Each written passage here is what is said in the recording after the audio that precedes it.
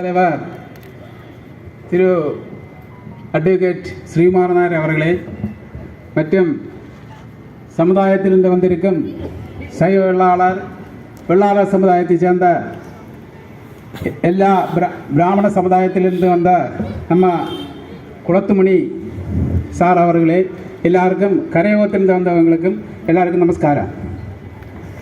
நம்ம இன்னைக்கு 10% பற்றி இங்கே ஒரு ஆர்ப்பாட்டம் வச்சிருக்கிறது.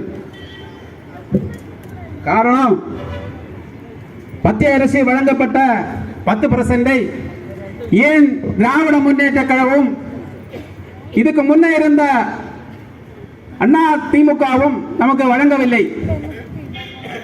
நம்ம சிந்திக்க வேண்டும். அவங்களுக்கு ஓட்டு தேர்தல் சமயம் மட்டும்தான் இந்த பாரநாடு ஜாதிக்காரங்களை தேவை. இதுக்கு முன்ன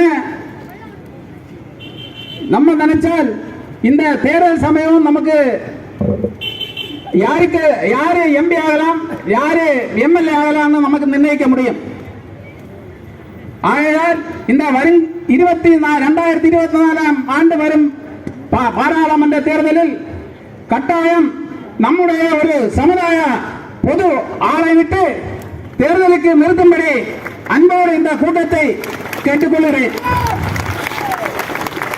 இந்த தர்ணா போராட்டம் நம்முடைய மாவட்ட தலைநகரமான நாகூரில் மட்டுமல்ல, சென்னையிலும் நாங்கள் பேசி ஒழுங்கு பண்ணியிருக்கோம். எல்லாரும் நமக்கும் அந்த என்எஸ்எஸும் சைவ வெள்ளாளர் பிரிவினை சமுதாய தலைவர்கள் அங்கேயும் இருக்கிறார்கள்.